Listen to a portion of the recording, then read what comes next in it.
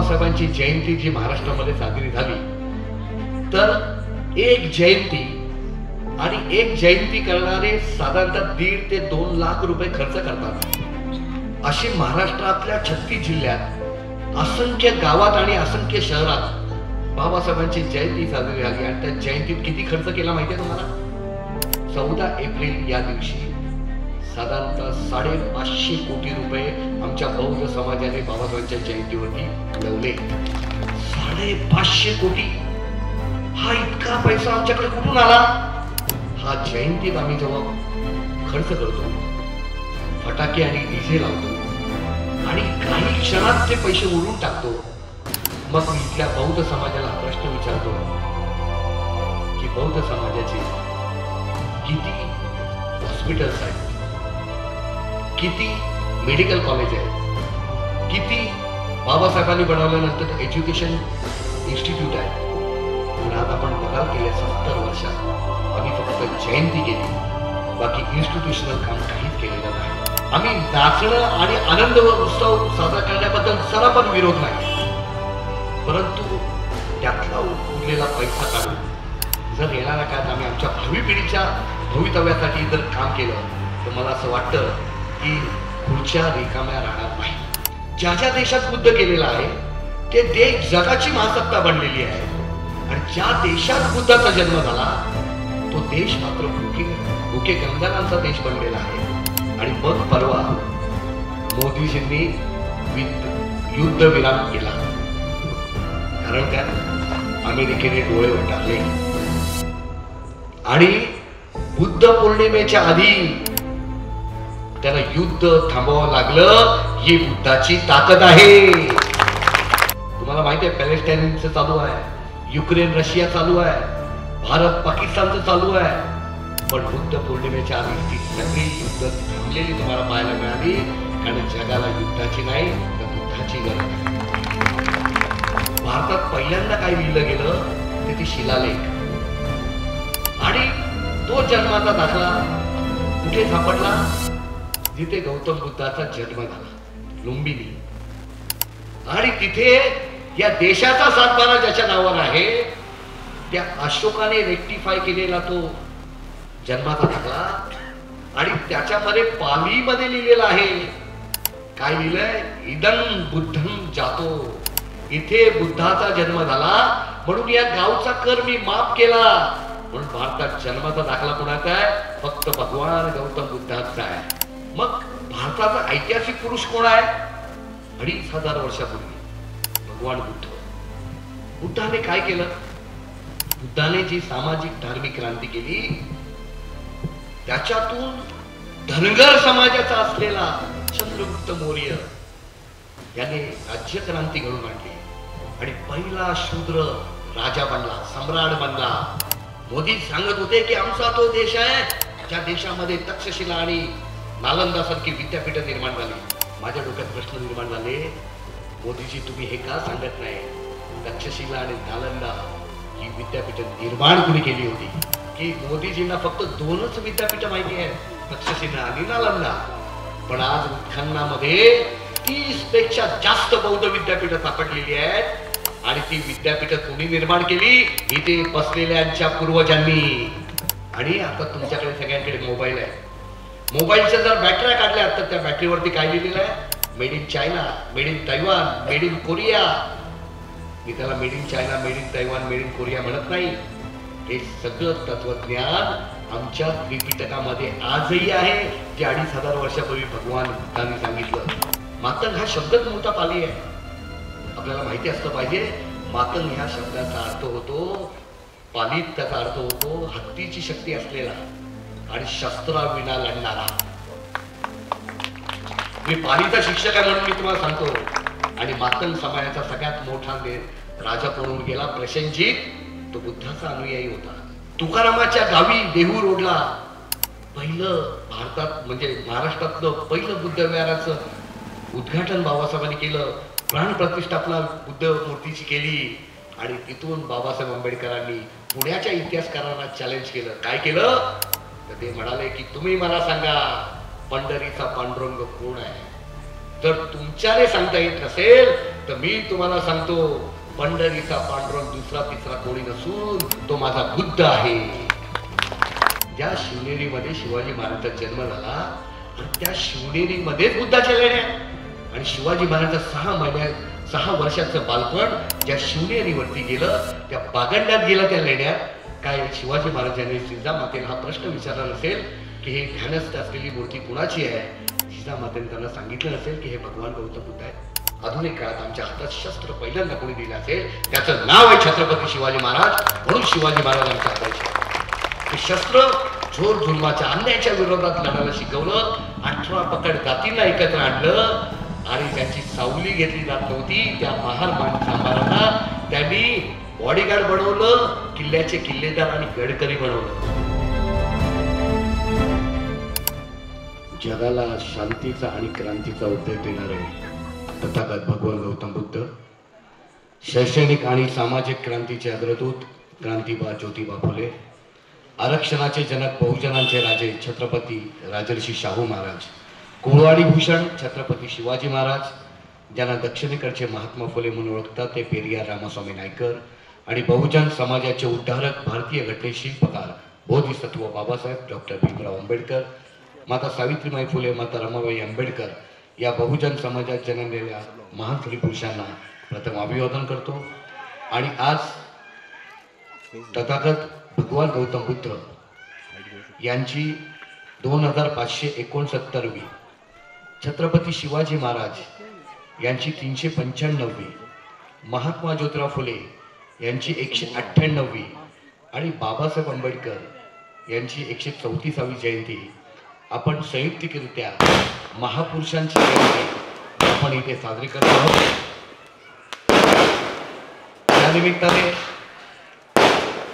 या जयपूर या गावी सिद्धार्थ तरुण मित्रमंडळ आणि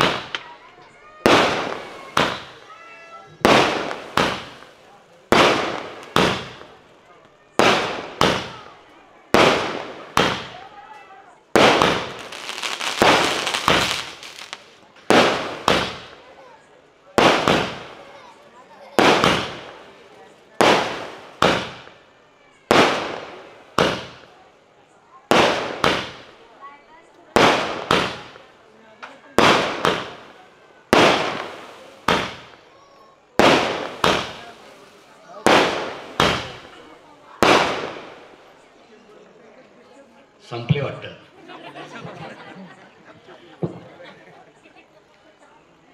एका गावी घडलेला किस्सा सांगून मी माझ्या भाषणाला सुरुवात करणार आहे. किस्सा असा होता की जयंतीनिमित्त कवी संमेलनाचा कार्यक्रम होता आणि त्या कार्यक्रमामध्ये कवी जे निमंत्रित होते ते आले होते आणि त्याच ठिकाणचा एक आगंतुक पाहुणा जो त्याला कुणी बोलवलं नव्हतं तो स्टेजवरती आला आणि सूत्रसंचालकाकडे त्याने नाव दिलं. नाव दिल्यानंतर त्याचं नाव घेतलं गेलं आणि तो कविता बोलायला उभा राहिला. 10 मिनिटं झाली त्याची कविता संपेना, 15 मिनिटं झाली त्याची कविता संपेना, अर्धा तास झाला तरी त्याची कविता संपेना. समोर बसलेल्यांमध्ये चुळबुळ सुरू झाली, स्टेजवरती बसलेल्यांमध्ये चुळबुळ सुरू आली आणि हा कवी थांबेत ना. व शेवटी कोपऱ्यात एक दूरवर टोपी घातलेला म्हातारबाबा बसला होता. त्या म्हातारबाबाला हवे ना, तो डायरेक्ट स्टेज जवळ आला आणि त्याने सोट्या काढला. सोट्या समजतं ना, सोट्या म्हणजे काय? काठी. त्याने दांडकं काढलं आणि लागला ना स्टेजच्या अवतीभोवती फिरायला. अवतीभोवती फिरायला लागला सोट्या घेऊन. तर ह्या कवीने त्याला बघितलं आणि कवी घाबरला आणि त्याला दरदरून घाम फुटला आणि मग त्या कवीने आपली कविता आटोपती घेतली. संपली नसती बरं. त्याने कविता आटोपती घेतली आणि डायरेक्ट स्टेजवरनं खाली उडी मारली आणि त्या म्हातारबाबाचे पाय धरले आणि त्याला म्हणाला, म्हातारबाबा माझं काही चुकलं? तो म्हातारबाबा त्याला म्हणाला, तुमचं काही चुकलं नाही हो, मी तुम्हाला काहीच बोलणार नाही, तुम्ही आमचे पाहुणे आहे. मी त्याला शोधतोय ज्याने इथं तुम्हाला बोलवलंय. मी आधीच सांगून ठेवतो, मला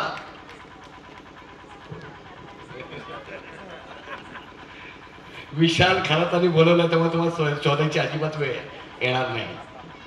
पण ती वेळ मी येऊ पण देणार नाही. बघा, मी 7:15ला आलोय आणि मला असं वाटलं होतं की निदान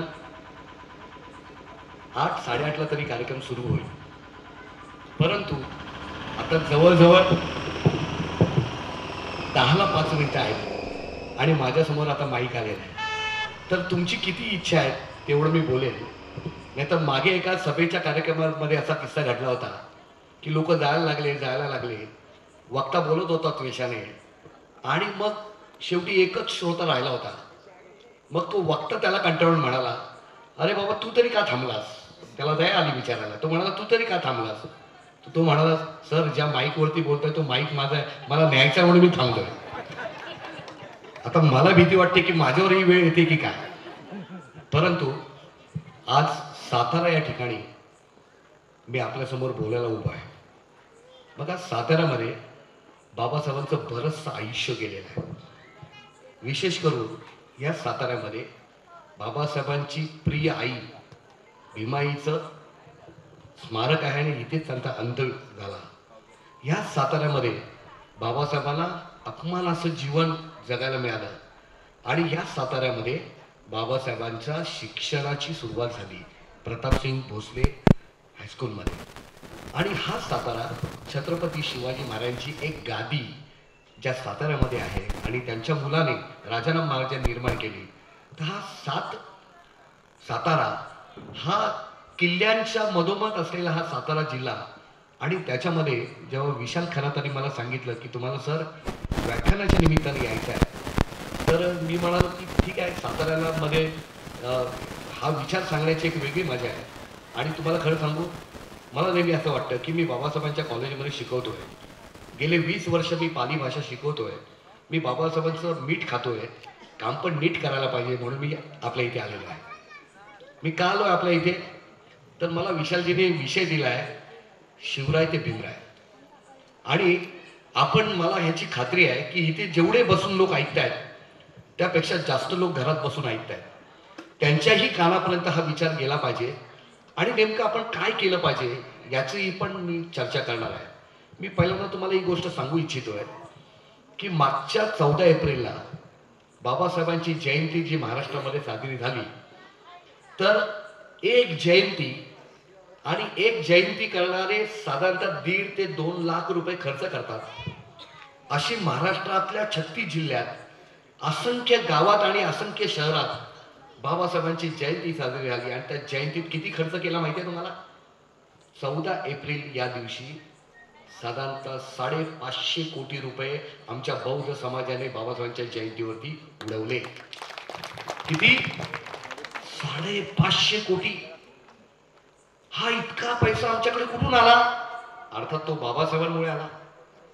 परंतु हा जयंतीत आम्ही जेव्हा खर्च करतो, फटाके आणि डीजे लावतो आणि काही क्षणात ते पैसे उडवून टाकतो, मग मी इथल्या बौद्ध समाजाला हा प्रश्न विचारतोय की बौद्ध समाजाचे किती हॉस्पिटल्स आहेत, किती मेडिकल कॉलेज आहेत, किती बाबासाहेबांनी बनवल्यानंतर एज्युकेशन इन्स्टिट्यूट आहेत.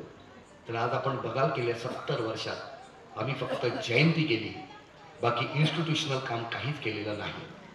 आणि म्हणून आम्ही नाचणं आणि आनंद व उत्सव साजरा करण्याबद्दल जरा पण विरोध नाही. परंतु त्यातला उरलेला पैसा काढून जर येणाऱ्या काळात आम्ही आमच्या भावी पिढीच्या भवितव्यासाठी जर काम केलं, तर मला असं वाटतं की खुर्च्या रिकाम्या राहणार नाही. या खुर्च्या रिकाम्या व्हायच्या नसतील तर आपल्याला योग्य पद्धतीने काम करावं लागेल. ते नेमकं काय करायला पाहिजे ते मी तुम्हाला साकल्याने सांगू इच्छितोय. मी पहिल्यांदा तुम्हाला ही गोष्ट सांगू इच्छितोय की आज काल जी बुद्ध पौर्णिमा झाली, या बुद्ध पौर्णिमा ही जगभर साजरी होते, जगभर.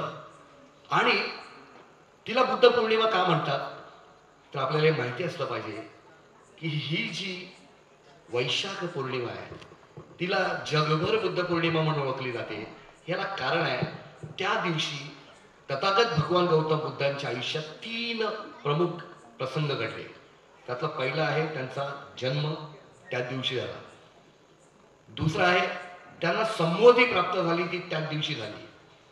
आणि त्यांचं महापरिनिर्वाण झालं तेही त्याच दिवशी झालेलं. म्हणजे ही एक दिवशी 3 विविध घटना त्यांच्या आयुष्यात घडल्या. म्हणून या पौर्णिमेला जगभर बुद्ध पौर्णिमा म्हणून ओळखली जाते. मग हे जगभर बुद्ध पौर्णिमा साजरी होते. ज्या ज्या देशात बुद्ध गेलेला आहे ते देश जगाची महासत्ता बनलेली आहे. आणि ज्या देशात बुद्धाचा जन्म झाला तो देश मात्र भुके कंगालांचा देश बनलेला आहे. आणि आज आपली अशी अवस्था आहे. आणि मग परवा मोदीजींनी युद्ध विराम केला. कारण काय, अमेरिकेने डोळे वटारले आणि बुद्ध पौर्णिमेच्या आधी त्याला युद्ध थांबवावं लागलं. ही बुद्धाची ताकद आहे हे आपण नीट समजून घेतलं पाहिजे. जगात अनेक देशात युद्ध चालू होती. तुम्हाला माहिती आहे पॅलेस्टाईनचं चालू आहे, युक्रेन रशिया चालू आहे, भारत पाकिस्तानचं चालू आहे. पण बुद्ध पौर्णिमेच्या आधी ती सगळी युद्ध थांबलेली तुम्हाला पाहायला मिळाली. कारण जगाला युद्धाची नाही तर बुद्धाची गरज आहे. मग हा बुद्ध नेमका काय होता तर मी हे सांगू इच्छितो आपल्याला की नुकतीच हनुमान जयंती झाली. त्याच्या आधी रामनवमी झाली. त्याच्या एक दिवस आधी चैत्र अष्टमीला अशोकाची जयंती झाली. आमच्या इथे मी सध्या ठाण्याला राहतोय. रामनवमीचा कार्यक्रम होता. प्रचंड मोठी मिरवणूक चाललेली. काही ओळखीचे लोक भेटले. त्यांना मी थांबून विचारलं, रामनवमी साजरी करताय, माझं काहीच म्हणणं नाही, फक्त एवढंच सांगा की कितवी रामनवमी आहे, कितवी कृष्ण अष्टमी आहे, कितवी हनुमान जयंती आहे. म्हणून माझ्या भाषणाची सुरुवात करताना मी कुणाकुणाची कितवी जयंती आहे हे आधी सांगितलं तुम्हाला. हे तुम्हाला का सांगतोय माझ्या भावांनो आणि बहिणींनो, आपल्याला माहिती असलं पाहिजे की या देशात एकमेव महापुरुष आहे ज्याचा जन्माचा दाखला आहे. तुमच्या सगळ्यांचा जन्माचा दाखला आहे ना? कशावर आहे? कागदावर आहे. पण एकमेव महापुरुष आहे ज्याच्या जन्माचा दाखला दगडावरती आहे. भारतात पहिल्यांदा काय लिहिलं गेलं ते शिलालेख. आणि तो जन्माचा दाखला कुठे सापडला? जिथे गौतम बुद्धाचा जन्म झाला, लुंबिनी. आणि तिथे या देशाचा सातबारा ज्याच्या नावावर आहे त्या अशोकाने रेक्टिफाय केलेला तो जन्माचा दाखला. आणि त्याच्यामध्ये पालीमध्ये लिहिलेलं आहे. काय लिहिलंय? इदं बुद्धं जातो. इथे बुद्धाचा जन्म झाला म्हणून या गावचा कर मी माफ केला.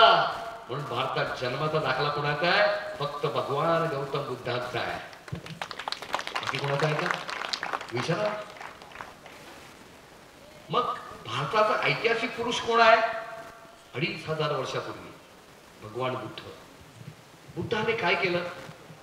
बुद्धाने जी सामाजिक धार्मिक क्रांती केली त्याच्यातून धनगर समाजाचा असलेला चंद्रगुप्त मौर्य याने राज्यक्रांती घडून आणली आणि पहिला शूद्र राजा बनला, सम्राट बनला. आणि त्याचा नातू अशोक याने जेव्हा बुद्धाचा विचार स्वीकारला आणि त्याने जगभर बुद्धाचा विचार पोचवण्यासाठी प्रचारक पाठवले. आणि मग मला सांगायला अभिमान वाटतो की मध्ये मोदीजींनी नवनालंदाचं उद्घाटन केलं आणि गेल्याच महिन्यात त्याने आपल्या सवयीप्रमाणे जुन्या नालंदा समोर फोटो सेशन केलं. आणि फोटो सेशन केल्यावर मग भाषण ठोकलं. मी टीव्हीवरती बघत होतो. मोदी सांगत होते की आमचा तो देश आहे ज्या देशामध्ये तक्षशिला आणि नालंदा सारखी विद्यापीठ निर्माण झाली. माझ्या डोक्यात प्रश्न निर्माण झाले, मोदीजी तुम्ही हे का सांगत नाही? तक्षशिला आणि नालंदा ही विद्यापीठ निर्माण कुणी केली होती हे सांगणं त्यांच्या सोयीचं नाही आहे. पण आपल्याला हे माहिती असलं पाहिजे की मोदीजींना फक्त 2च विद्यापीठ माहिती आहे, तक्षशिला आणि नालंदा. पण आज उत्खननामध्ये 30 पेक्षा जास्त बौद्ध विद्यापीठ सापडलेली आहेत. आणि ती विद्यापीठ कोणी निर्माण केली? इथे बसलेल्यांच्या पूर्वजांनी. आणि जगभरातून लोक ज्ञान, विज्ञान, तंत्रज्ञान आणि तत्वज्ञान शिकायला भारतात येत होते. ज्यावेळेस युरोप खंडाचा शोधही लागला नव्हता, ज्यावेळेस युरोप अंधारात चाचपडत होता आणि अमेरिका खंडाचा शोधही लागला नव्हता, तेव्हा जगाला प्रकाश, ज्ञानाचा प्रकाश दाखवण्याचं काम आमच्या त्या बौद्ध विद्यापीठाने केलं होता. अरे काय शिकवलं जात होतं बौद्ध विद्यापीठांमध्ये? मी 2-3 उदाहरण फक्त तुम्हाला देणार आहे. तुमच्यापैकी काही लोकांनी अजंठा बघितले असेल. अजंठा लेणी बघितले का? कोणी बघितले तुमच्यापैकी? बघा, 1, 2, 3, 4. बघा, तुमच्या घराला रंग लावले तर 4-5 वर्षाने रंग उडतो, परत रंग लावावे लागतात. परंतु 2,500 वर्ष झाली जे रंग चित्र, इथे चित्रकार बसलेले आहेत सर, गायकवाड सर, जे रंग मी चित्र काढलेली आहेत, आजही बॅटरी मारली की ते तिथले ते दागिने त्यांचे चमकतात. त्याच्यात सर 3D इफेक्ट्स आहेत. 3D effects. हे टेक्नॉलॉजी कुठून आली? 2,500 वर्ष झाली रंग उडालेले नाहीत, फक्त नैसर्गिक रंगापासून ते रंग दिलेले आहेत. हे आमच्या बौद्ध विद्यापीठांमध्ये विद्यमान होतं. दुसरं एक उदाहरण देतो. आपल्या देशामध्ये 2,000 लेण्या आहेत, त्यातल्या 1200 ते 1,500 लेण्या महाराष्ट्रात आहेत. येताना पाटणपासून मी बघत होतो सह्याद्रीच्या रांगा, अनेक ठिकाणी लेण्या आहेत. त्या लेण्या, त्या कार्विंग कशाने बनवलेल्या आहेत? छिनी आणि हातोड्याने. आणि एकाच त्या मूर्तींमध्ये एका बाजूने बघितलं की स्मित हास्य, त्याच मूर्तीमध्ये समोरून बघितलं की गंभीर, आणि दुसऱ्या बाजूने बघितलं तर दुःखी अवस्था. अरे आम्हाला कागदावरची चित्रात एवढे भाव दाखवता येत नाही, तर दगडावरती एका मूर्तीमध्ये वेगवेगळे भाव आमच्या पूर्वजांनी कुठून निर्माण केले?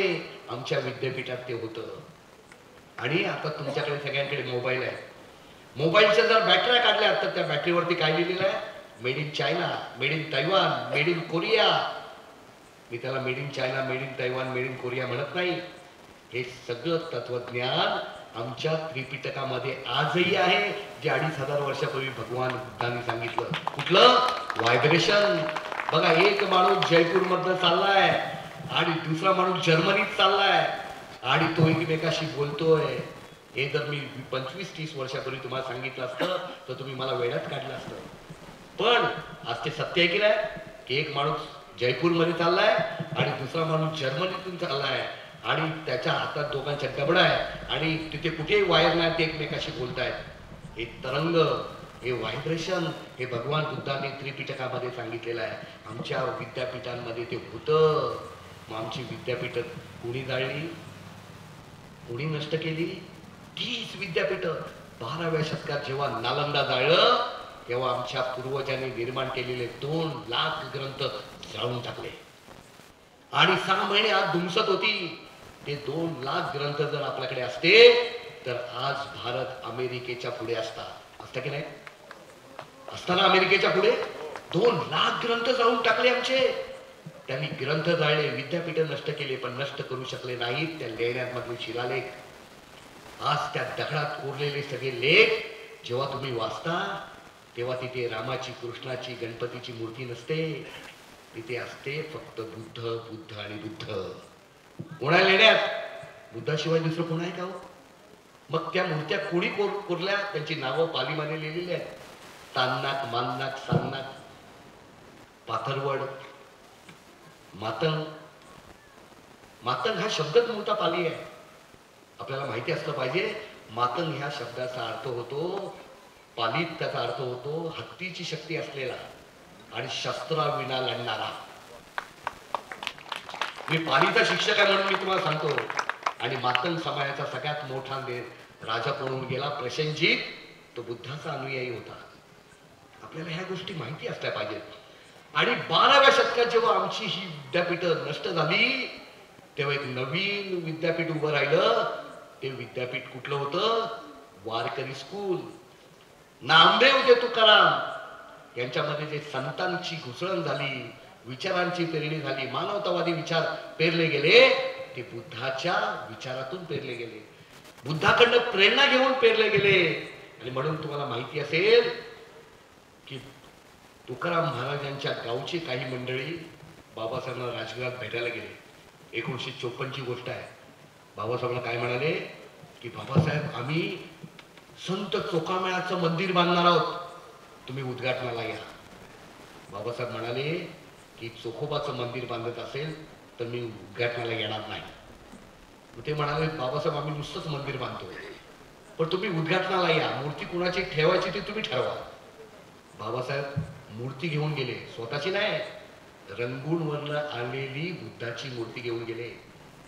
25 डिसेंबर 1954 तुकारामाच्या गावी देहू रोडला पहिलं भारतात म्हणजे महाराष्ट्रातलं पहिलं बुद्ध विहाराचं उद्घाटन बाबासाहेबांनी केलं. प्राणप्रतिष्ठापना बुद्ध मूर्तीची केली आणि तिथून बाबासाहेब आंबेडकरांनी पुण्याच्या इतिहासकारांना चॅलेंज केलं. काय केलं तर ते म्हणाले की तुम्ही मला सांगा पंढरीचा पांडुरंग कोण आहे. जर तुमच्याने सांगता येत नसेल तर मी तुम्हाला सांगतो पंढरीचा पांडुरंग दुसरा तिसरा कोणी नसून तो माझा बुद्ध आहे. कोण म्हणाले बाबासाहेब आंबेडकर.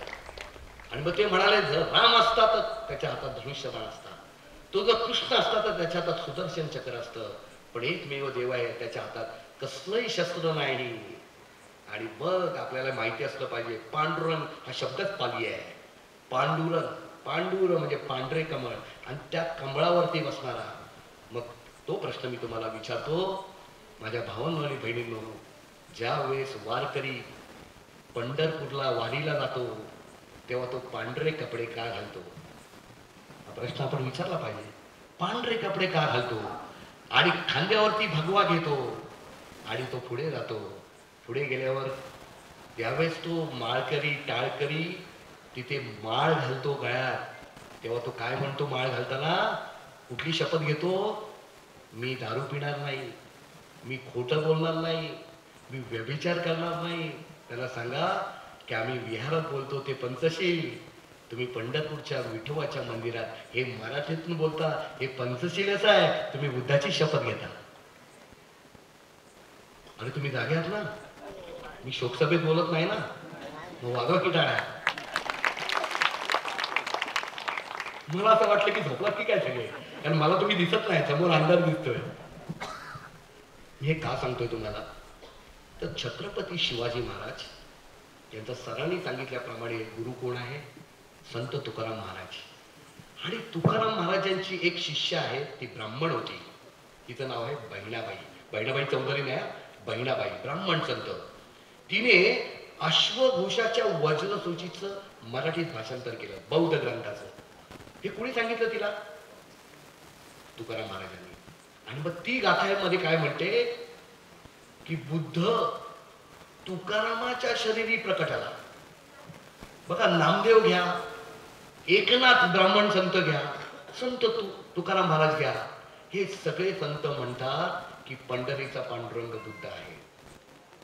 मग हा प्रश्न मी तुम्हाला विचारतो की इथे 3 फोटो लावलेले आहेत. एक फोटो आहे शिवाजी महाराजांचा, दुसरा फोटो आहे बाबासाहेबांचा आणि तिसरा फोटो आहे बुद्धांचा.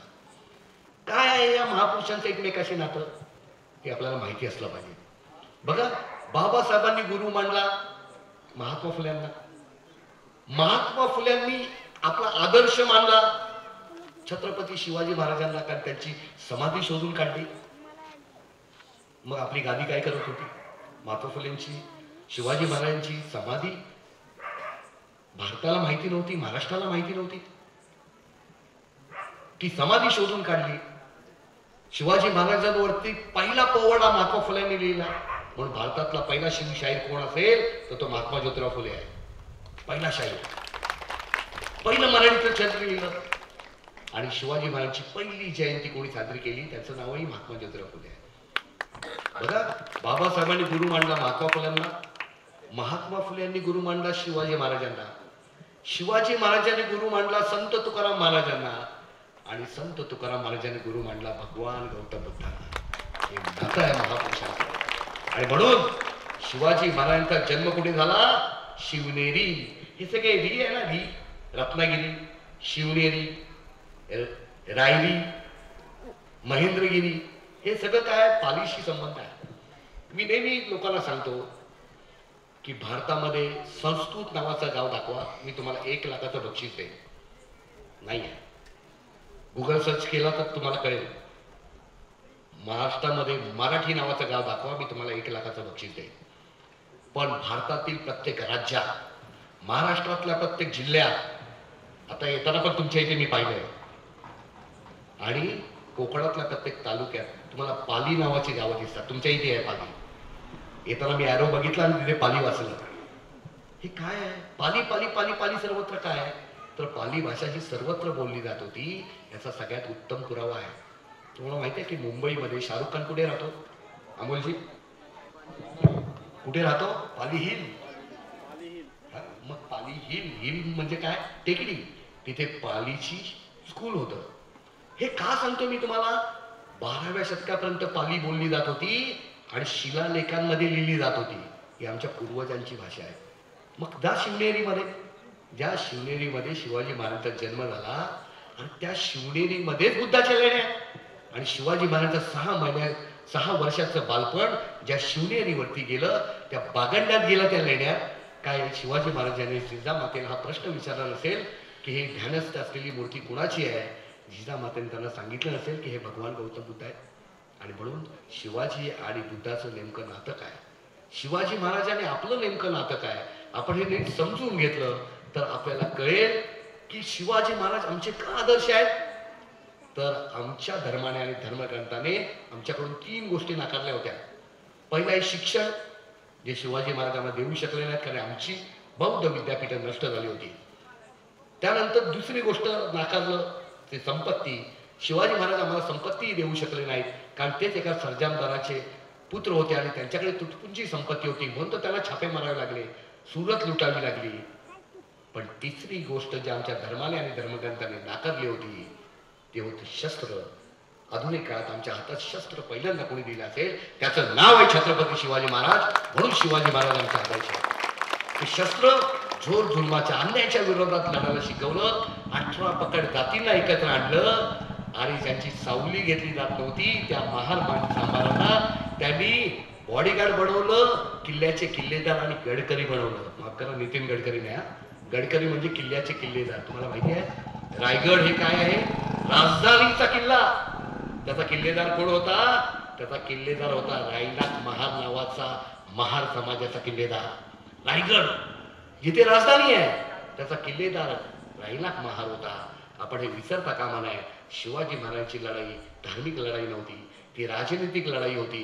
म्हणून त्यांच्या सैन्यात 35% मुसलमान होते, 800 पठाणांची फौज होती आणि ज्यांना शस्त्र नाकारले, ज्यांची सावली घेतली जात नव्हती, ज्यांचा स्पर्श अमंगळ होता, त्यांना बॉडीगार्ड बनवलं आणि अन्यायाच्या विरोधात लढायला शिकवलं. हे जे शिवाजी महाराज आहेत ते मात्र आपल्याला सोयीस्कर सांगितले जात नाहीत. हे समजून घेतलं पाहिजे. कारण बाबासाहेब आंबेडकरांनी तो एकमेव ऐतिहासिक ग्रंथ लिहिला आहे. त्या ग्रंथाचं नाव आहे शूद्र पूर्वी कोण होते. तो ग्रंथ कोणाला अर्पण केलाय? तर या देशाचा सर्वोत्तम शूद्र म्हणून महात्मा ज्योतिराव फुले यांना. पण या ग्रंथातील अर्धी पानं, या ग्रंथातलं अख्खं एक प्रकरण बाबासाहेब आंबेडकरांनी छत्रपती शिवाजी महाराजांवरती जे आक्षेप घेतले जात आहेत त्यांना उत्तर देण्यासाठी बाबासाहेबांनी शूद्र पूर्वी कोण होते हा ग्रंथ लिहिला. आणि त्या ग्रंथात काय सांगितलंय की हे सगळे शूद्र एकेकाळी क्षत्रिय होते आणि हे क्षत्रिय हे बुद्धाचे वंशज होते. मग मराठा भावांनी 58 मोर्चे काढले. किती? 58. कशासाठी? आरक्षण मिळवण्यासाठी. विशालजी, मिळालं आरक्षण?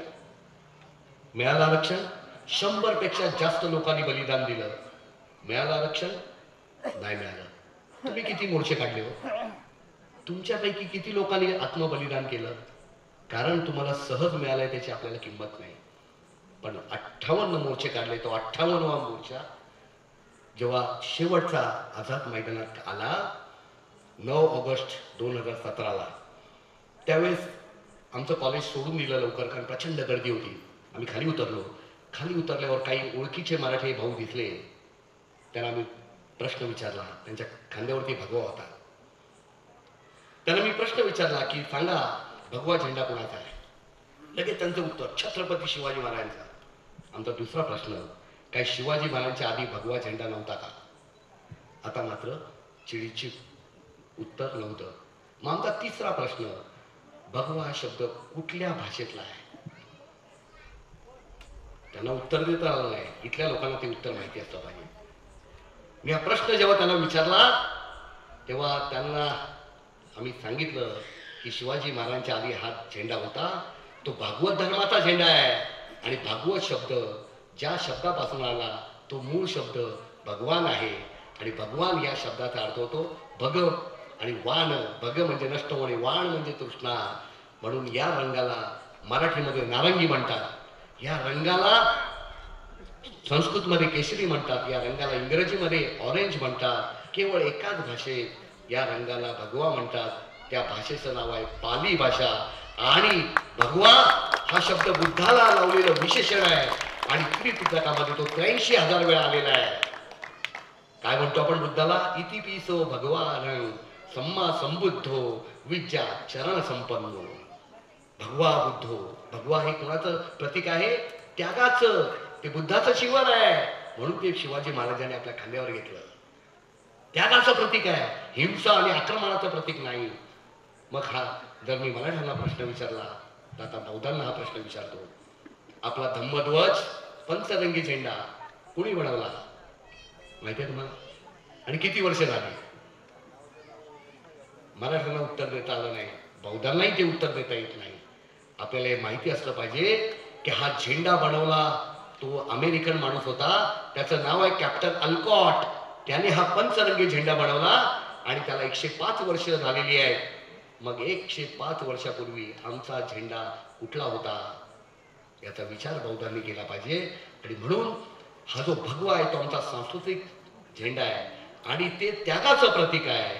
आणि एक काळ असा होता की आमचे राजे जेव्हा राज्य करत होते तेव्हा त्यांचं प्रतीक काय होतं आणि बुद्धाचं चिवर हे त्याग भावनेने तो भगवा म्हणून फडकवत होते. यासाठी छत्रपती शिवाजी महाराजांनी हे बुद्धाचं चिवर आपलं प्रतीक म्हणून बनवलं. म्हणून रायगडावरती लेण्यात, रायगडाच्या पायथ्याला लेण्यात आपल्याला माहिती असेल की छत्रपती शिवाजी महाराजांची आता 400वी जयंती 5 वर्षांनी येणार आहे. पण 300वी जयंती बाबासाहेब आंबेडकरांनी 3 मे 1927 साली मुंबईतील बदलापूरला साजरी केली. 15,000 लोक उपस्थित होते. बाबासाहेबांनी 1 तास भाषण केलंय. भाषणाचं टायटल महाराष्ट्र शासनाने प्रकाशित केलेल्या पुस्तकात आहे. ते म्हणाले की शिवाजी महाराजांनी निर्माण केलेलं स्वराज्य इथल्या ऐक्यदेशीयांनी का बुडवलं? बाबासाहेबांनी बदलापूरला का जयंती साजरी केली? कारण शिवाजी महाराज रायगडावरतून येताना बदलापूरला घोड्यांच्या पागा होत्या, तिथे घोडा बदलायचे आणि तिथून सुरत, भडोच आणि मुंबईवरती आक्रमण करायचे. जिथे घोडा बदलायचे त्या ठिकाणचं नाव बदलापूर पडलं. ते बदलापूरच्याही लोकांना माहिती नाही, तिथे जाऊन सांगितलं मी. घोडा बदलायचे म्हणून बदलापूर.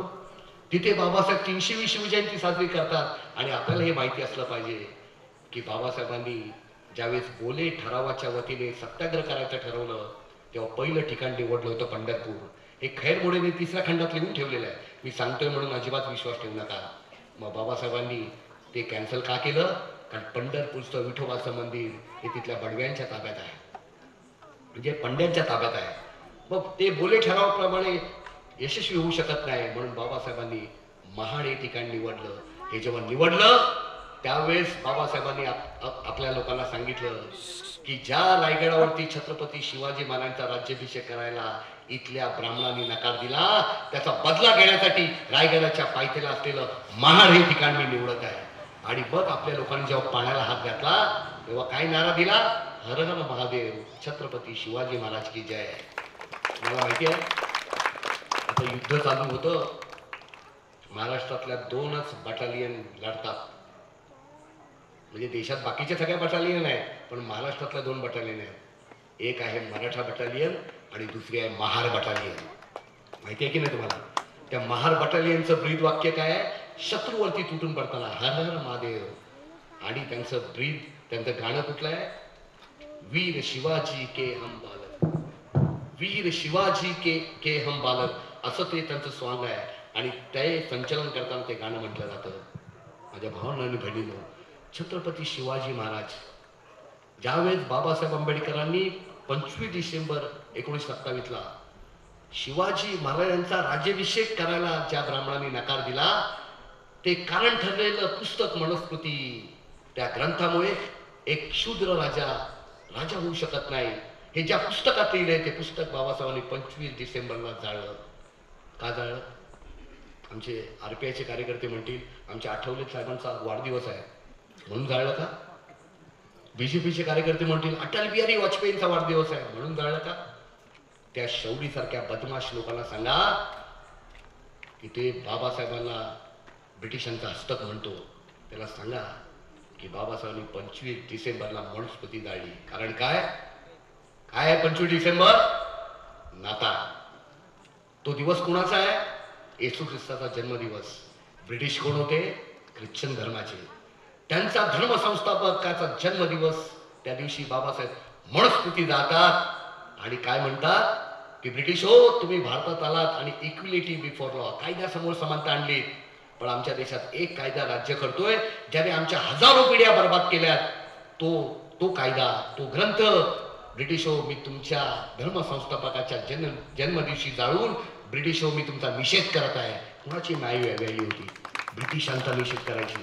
बाबासाहेबांनी रायगडाच्या पायथ्याला ते जाळला आणि बाबासाहेब कुठे गेले? रायगडावरती. आणि 2 दिवसानंतर रायगडावरती जाऊन शिवाजी महाराजांच्या समाधीला आणि सिंहासनाला बाबासाहेब नतमस्तक झाले. हे नातं आहे बाबासाहेब आणि शिवाजी महाराजांचं. आपण हे नीट समजून घेतलं पाहिजे. आणि मग हे समजून घेतल्यावर आपल्याला हे माहिती असलं पाहिजे की ह्या 2 महापुरुषांचं नेमकं ध्येय काय होतं. का शिवाजी महाराजांनी भगवा खांद्यावर घेतला आणि 18 पकड जातीला एकत्र आणलं?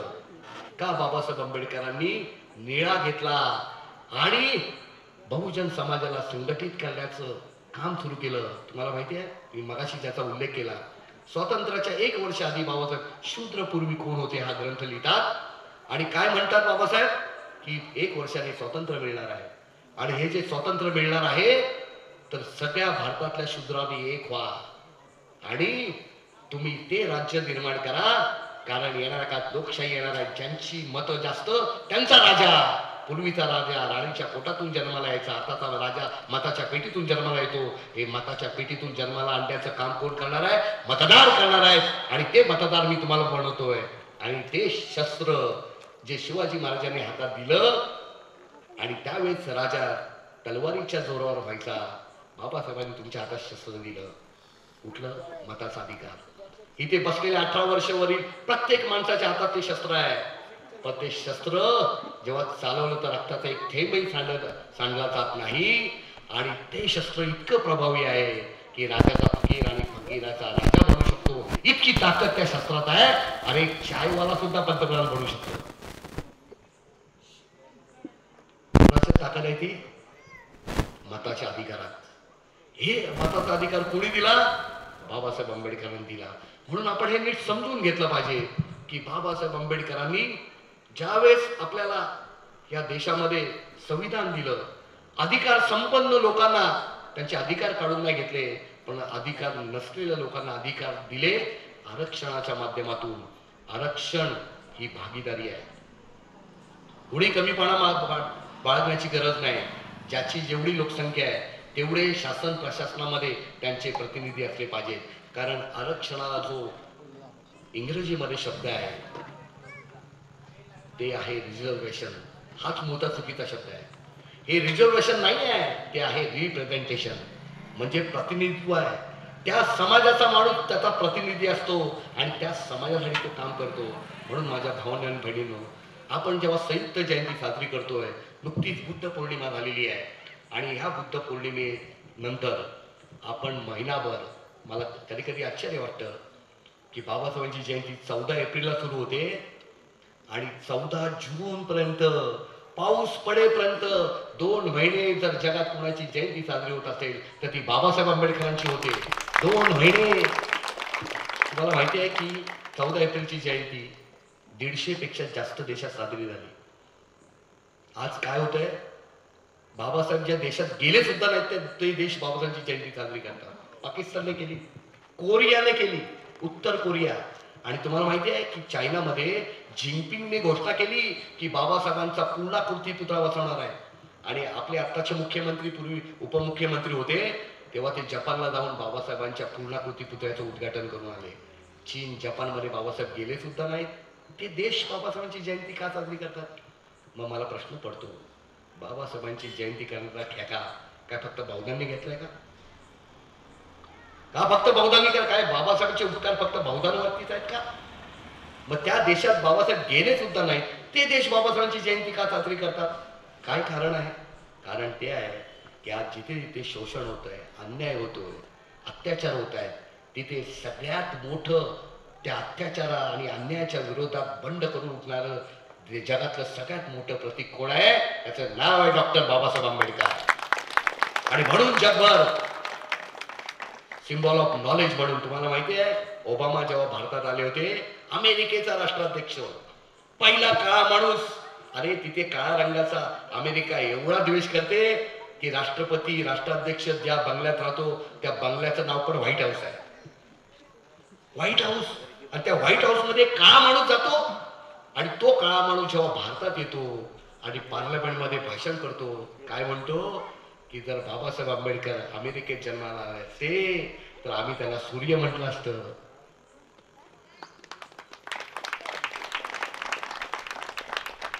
मला आता प्रॉब्लेम वाटायला लागला की तुम्ही जागे आहात की नाही. एवढा उशिरा प्रतिसाद. ओबामा बाबासाहेबांची तारीफ करतो आणि आमचे भारतीय लोक बाबासाहेबांची जयंती साजरी करायला वर्गणी घेतल्यात. कार्यकर्ता 10 वेळा फिरावं लागतं वर्गणीसाठी, 10 वेळा फिरतात. आणि मग कुणावरती उपकार आहेत? तुम्हाला माहिती आहे मध्ये विटी स्टेशन तुम्ही पाहिलं असेल, काही मुंबईत जातात त्यांनी, रेल्वेने मला बोलवलं होतं आणि विटी स्टेशन उतरल्याबरोबर समोर एक पाटी मला दिसली आणि अंगावर सरकन काटा आला. बंधू विजय खरात ना, काय नाव तुमचं बंधू? तुम्ही हा. तर मी उतरलो आणि समोर काय दिसलं? डॉक्टर बाबासाहेब आंबेडकर रेल्वे लिहिते आणि खाली काय लिहिलंय? भारत भाग्य विधाता. सरकन काटा आला अंगावर. अरे राष्ट्रगीत आहे, राष्ट्रगीतामध्ये काय लिहिलेलं आहे? जनगण मन अधिनायक जय हे भारत भाग्य विधाता. रवींद्रनाथ टागोरांनी लिहिलेल्या राष्ट्रगीतात त्यांच्या डोक्यात कोण असेल भाग्य विधाता मला माहिती नाही, पण हे जर चपखळ कुणाला बसत असेल त्याचं नाव आहे बाबासाहेब आंबेडकर. होय, बाबासाहेब आंबेडकर कोण आहे? भारत भाग्य विधाता. अरे हिंदू धर्मात सांगितलंय की सटवी आमच्या कपाळावरती भविष्य लिहिते. कुठल्या भाषेत लिहिते मला विचारू नका, मलाच माहिती नाही. पण भारतीयांचं भविष्य संविधानाच्या पानावर कोणी लिहून ठेवलंय, त्याचं नाव आहे बाबासाहेब आंबेडकर. हो की नाही? मग काय जयंती करायला ठेका काय बौद्धांनी घेतला का? अण्णाभाऊ काय म्हणाले? जग बदल घालून घाव सांगून गेले मजला भिंगरा. अण्णाभाऊंची शेवटची कथा आहे बुद्ध शपथ. कथेचं नाव काय? बुद्धा शपथ. आज मराठा, कुणबी, भंडारी, ओबीसी, भंडारी तुमच्या साताऱ्याला नाही, कोकण पट्ट्यात आहे. ओबीसी आज आरक्षण घेत आहेत, नोकऱ्या मिळत आहेत, मोठे मोठे पदं घेत आहेत. आता मगाशी ताई आली होती ती संजीवनी कांबळे, तुम्हाला माहिती आहे आता सुप्रीम कोर्टाचा आजच नाव विशालजी, आजच ना गवई सुप्रीम कोर्टाचे जज झाले, भूषण गवई है ना. म्हणजे बौद्ध समाजाचा माणूस सुप्रीम कोर्टाचा जज बनतो, आणि ही ताकद आहे ना बाबासाहेबांची. कालच रिटायर झाला आणि आज ते मला वाटतं शपथ 16 तारखेला वाटतं त्यांची, 16 तारखेला शपथ आहे, पण काल तो रिटायर झाला, आज ते बसला, आता शपथ घेतील. किती मोठी क्रांती आहे. म्हणजे अरे आमची सावली घेत नव्हते, आम्हाला दूर झिटकारत होते त्या समाजात येऊन. म्हणून मी तुम्हाला सांगतो, आपली प्रगती बौद्ध हो, आपली प्रगती आरक्षणाने नाही झालेली आहे, आपली प्रगती झालेली आहे बौद्ध धम्म घेतल्यामुळे. विचारांमध्ये क्रांती झालेली आहे आणि बाबासाहेबांनी आपली जगाशी नाळ जोडलेली आहे.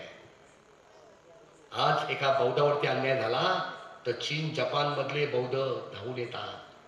तुम्हाला माहिती आहे बोधी गयेचा जो प्रश्न आहे आज तो जागतिक स्वरूपात गेलेला आहे.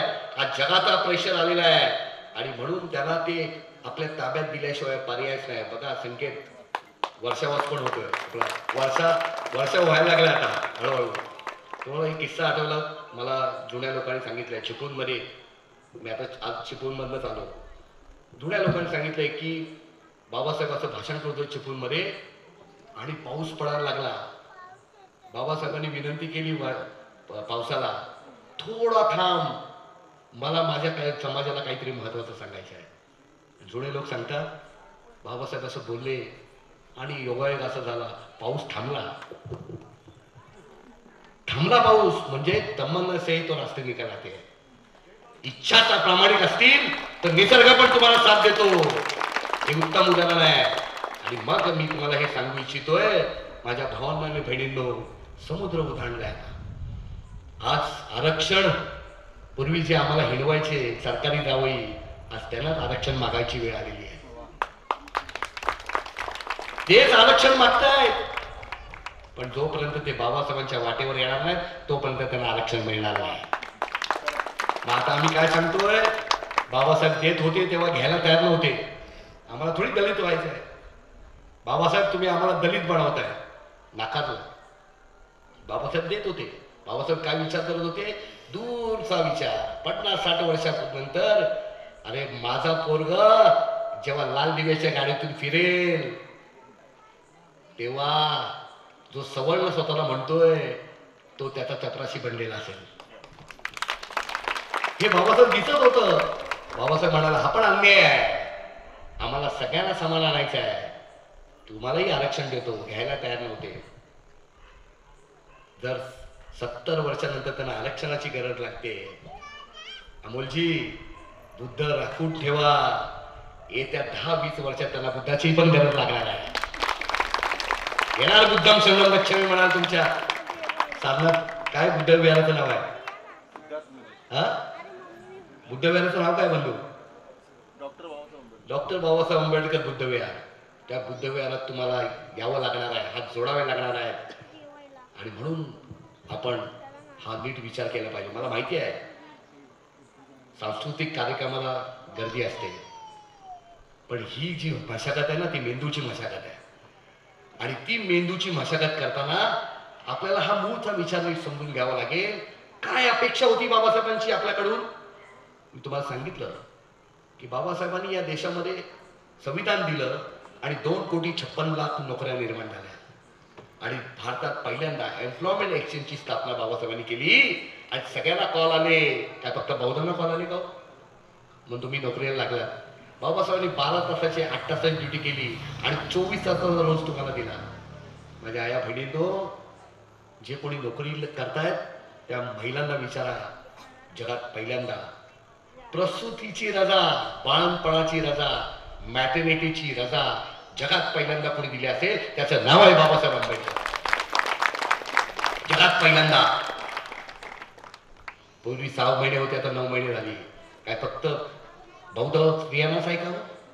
अरे त्या भावाला तुम्ही भाऊबीज पण नाही केली, तिने तुम्हाला भरभरून दिलेलं आहे. पॅटर्निटीची रजा पुरुषांना पण आहे. मला मिळाली 15 दिवसाची. याचा अर्थ पुरुष माळत नाही होता, पण त्या काळात आपल्या पत्नीची सेवा कर. काय सूक्ष्म विचार करतात बाबासाहेब की बाई बाळण झाली असेल तर ती अशक्त झालेली असते, नवऱ्याची गरज असते तिला, म्हणून नवऱ्याला सुद्धा 15 दिवसाची भरपकारी रजा.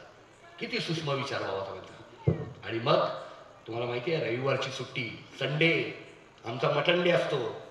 मटण डे काय तर ती भरपकारी रजा आमच्या बाबासाहेब आंबेडकरांनी दिली. काय फक्त बौद्धांना नाही का हो? संडेची रजा घेताना कुणाची आठवण आली पाहिजे? बाबासाहेबांची. पण आमचा काय असतो? मटण डे. बाबासाहेब लक्षात कसा राहील? आणि यासाठी आपल्याला माहिती असलं पाहिजे की काम करत असताना दुखापत झाली तर विमा, आणि काम करताना माणूस मेला तर त्याच्या जागी पोरगा आणि पोरगी ठेवायचं. पीटी केस कुणी निर्माण केली? बाबासाहेब आंबेडकरांनी. किती लोक पीटी केसने लागतात? बाबासाहेबांची आठवण तरी काढतात का? आणि मग रिटायर झाल्यावर तुमच्या मुला मुलीने नाही पाहिलं तुम्हाला, काही हरकत नाही. बाबासाहेबांनी तुमचा मुलगा मुलगी पैदा केलेली आहे. ज्यावेळेस म्हातारपणात तुम्हाला कसलं टेन्शन राहत नाही, कारण बाबासाहेब तुम्हाला पेन्शन दिलेली आहे. काय पेन्शन घेताना बाबासाहेबांची आठवण करतात का? हे सांगा, जे पेन्शन घेतात त्यांना. 2005 नंतर पेन्शन बंद झाली आणि ज्यांना आता पेन्शन नाही वेगळ्या पद्धतीची पेन्शन आहे, ती काही त्या ताकदीची पेन्शन नाही. त्यामुळे ते किती दुःखी आहेत त्यांना विचारा जाऊन. काय करायचं ठेवलं बाबासाहेबांनी हो? मग कसा असला पाहिजे अभिमान? तुम्हाला माहिती आहे हिंदू कॉलनीमध्ये ब्राह्मण लोक राहत होते. बाबासाहेबांनी ठरवलं आपलं घर तिथे पाहिजे. पण ब्राह्मणांनी फिल्डिंग लावली, महार आंबेडकर त्याला घरच बांधून द्यायचं नाही. आणि ते बाबासाहेब आंबेडकर होते, त्यांनी पण उलटी फिल्डिंग लावली आणि जिथे एक घर नाही बांधून दिलं त्या हिंदू कॉलनीत बाबासाहेबांनी 2 बंगले बांधून दाखवले. किती? 2. एक राजगृह स्वतःच्या पुस्तकांसाठी आणि दुसरा 4 मिनार रमाईंसाठी. ही जिद्द तुमच्यात पाहिजे. आणि मग गेल्या वर्षी मी अमृतसरला गेलो होतो गोल्डन टेम्पल बघायला. गोल्डन टेम्पल बघायला गेलो माझ्या कुटुंबासह. ती पहाटे 3 वाजता लाईन लावली. आतमध्ये गेलो, 10 गुरूंना विनम्रपणे अभिवादन केलं आणि बाहेर पडलो. गोल्डन टेम्पल मध्ये मी बाहेर पडलो आणि समोर एक दृश्य पाहिलं. टेम्पल कॉम्प्लेक्स मध्ये 10 गुरूंच्या समाध्या आहेत. त्याच्यासमोर एकाच माणसाचा फोटो आहे, त्याचं नाव आहे doctor Babasaheb Ambedkar. Golden temple मध्ये बाबासाहेबांचा फोटो प्रत्यक्ष बघून आलोय आणि सांगतोय मी तुम्हाला, किती अभिमानाची गोष्ट आहे. शीख समाज तुम्हाला माहिती आहे सगळ्यात खर्चिक मोठी जयंती कुठे होते जगात? कॅनडामध्ये. आणि सगळे पैसे कोण खर्च करतं? तिथले कॅनडाचे सगळे शेड्यूल कास्टचे लोक करोडो रुपये खर्च करतात जयंतीवरती बाबासाहेबांच्या. आपल्याला माहिती असलं पाहिजे की बाबासाहेब हे एका समाजाचे नाही. मग काय बाबासाहेबांनी केलं? संविधान दिलं, हे सगळ्यांना माहिती आहे. समानतेचे अधिकार. भारतातला एक तरी असा माणूस दाखवा ज्याच्यावर बाबासाहेबांचे उपकार नाहीत. तुम्हाला अल्पसंख्याकांसाठी काय केलं? पारशी जैन लोकांसाठी होय, त्यांच्यासाठी त्यांच्या अल्पसंख्याक संस्थांमध्ये त्यांना 100% आरक्षण आहे. भारतात असा एकही माणूस नाही ज्याच्यावरती बाबासाहेबांचे उपकार नाहीत. आपण सगळे लाभार्थी कुणाचे आहोत? शिक्षण फुल्यांनी दिलं, आरक्षण शाहू महाराजांनी दिलं आणि शिक्षण आणि आरक्षणाचं संरक्षण बाबासाहेबांनी संविधानात आपल्याला दिलं. 108 वर्षाचा अतूट संघर्ष 1848 ते 1956 फुले शाहू आंबेडकरांनी केला. त्याचे लाभार्थी आहात तुम्ही. लाभ इथून घ्यायचा आणि जय जयकार दुसऱ्याचा करायचा. खायचं बाबासाहेबाचं आणि गुणगान दुसऱ्याचं गायचं. आता नाही चालणार, आता चालणार नाही. मी तुम्हाला हे गोष्ट सांगून मी थांबणार आहे की अशी या देशामध्ये मुस्लिमांसाठी मुस्लिम कायदा आहे, या देशामध्ये ख्रिश्चनांसाठी ख्रिश्चन कायदा आहे, या देशामध्ये पारशांसाठी पारशी कायदा आहे. पण या देशामध्ये हिंदूंसाठी पण एक कायदा आहे. त्या हिंदू कायद्याखाली 4 धर्माचे लोक येतात. एक आहे हिंदू, दुसरे जैन, तिसरे शीख आणि चौथे आहे बौद्ध. शिखांनी वेगळा कायदा बनवला पण अजून संसदेची मान्यता नाही. बौद्धांनी अजून कायदा बनवलेला नाही. हे 4 धर्माच्या लोकांना 4 गोष्टी प्राप्त झालेल्या आहेत. एक आहे वारसाहक्क, दुसरा आहे संपत्तीचा अधिकार, तिसरा आहे दत्तक घेण्याचा अधिकार आणि चौथा आहे स्त्रियांना घटस्फोट घेण्याचा अधिकार. स्त्रियांना, हिंदू स्त्रीला घटस्फोट घेण्याचा अधिकार नव्हता. तिचा नवरा कितीही उच्चापती करणारा असला तरी तिची सुटका नाही. वडाला फेऱ्या मार. परंतु या कायद्याने याच जन्मात तो विकृत असेल, त्रास देणारा असेल, दारुड असेल, मारझोड करणारा असेल, याच जन्मात काडीमोड घेऊन तू तुझं नवं सुखी आयुष्य निर्माण कर. मग हा कायदा कुणी बनवला? कुठल्या शंकराचार्याने बनवला? कुठल्या बापू, अम्मा आणि महाराजाने बनवला? आणि कुठल्या हृदय सम्राटाने बनवला? हा कायदा बनवला होता डॉक्टर बाबासाहेब आंबेडकर नावाचा महापुरुष.